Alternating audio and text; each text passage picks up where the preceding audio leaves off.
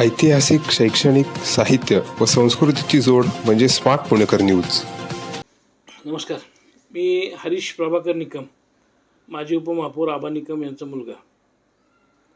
मी आपल्या या संगमवाडी, शिवाजीनगर, येरवडा या परिसरामध्ये गेले अनेक वर्षापासून काम करतो आहे. भारतीय जनता पार्टीच्या माध्यमातून आपले पुण्याचे केंद्रीय मंत्री खासदार मुरलीधर अण्णा मोहोळ यांच्या प्रेरणेने व सिद्धार्थदादा शिरोळे आपल्या शिवाजीनगर विधानसभा मतदारसंघाचे लाडके आमदार यांच्या मार्गदर्शनाखाली गेले 9 वर्ष झालं या शिवाजीनगर परिसरामध्ये काम करत आहे. त्यांच्या माध्यमातून विविध कामं या भागामध्ये सतत करत आलेलो आहे. म्हणजे लोककल्याणकारी ज्या योजना आहेत, आदरणीय पंतप्रधान नरेंद्रभाई मोदी तसेच आपले लाडके मुख्यमंत्री देवेंद्रजी फडणवीस यांच्या माध्यमातून ज्या काही लोकउपयोगी योजना, लाडकी बहीणची योजना, संजय गांधी झालं, श्रावणबाळ झालं, ज्या काही योजना आहेत त्या योजना प्रभावीपणे या संपूर्ण भागामध्ये आपण राबवलेल्या आहेत. अंत्योदय योजना सक्षमपणे राबवलेल्या आहेत. तसेच या भागातील ज्या अडचणी आहेत, म्हणजे लाईट झालं, ड्रेनेज झालं, पाणी झालं, हे सगळे भागातली कामं आपण माझ्या प्रयत्नाने आपण करत आहे.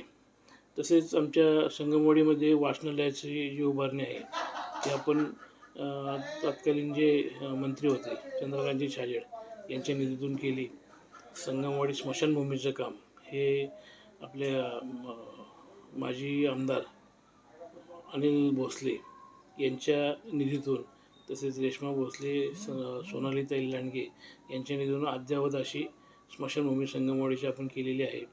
आणि शिवाजीनगरमध्ये पाटील इस्टेट झालं, मोर रोड झालं, PMC कॉलनी झालं, या भागातसुद्धा ड्रेनेज लाईन, कॉन्क्रिटीकरण, लाईटची व्यवस्था, अशी विविध कामं आपण सातत्याने करत आलेलो आहोत. या निवडणुकीमध्ये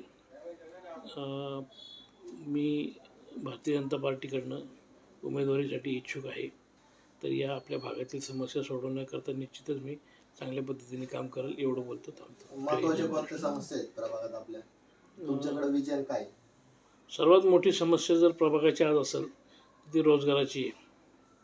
रोजगारासंदर्भात खूप मोठी समस्या या प्रभागात आहे. म्हणजे खूप सारे युवक झालं, युवती झालं, परत ज्या महिला आहेत त्यांना रोजगार उपलब्ध करून देणं ही खूप मोठी गरज आहे आज. त्यानंतर ड्रेनेज, लाईट, पाणी या समस्या आहेतच. या मूलभूत समस्या या गेले 4 वर्षापासून प्रशासन असल्यामुळं या अडचणीत दिवसेंदिवस वाढ होत चाललेली आहे. ज्या वेळेला या महानगरपालिकेत लोकल बॉडी येईल, लोकल बॉडी आल्यावरतीच ह्या समस्या प्रखरतेने सुधारतील.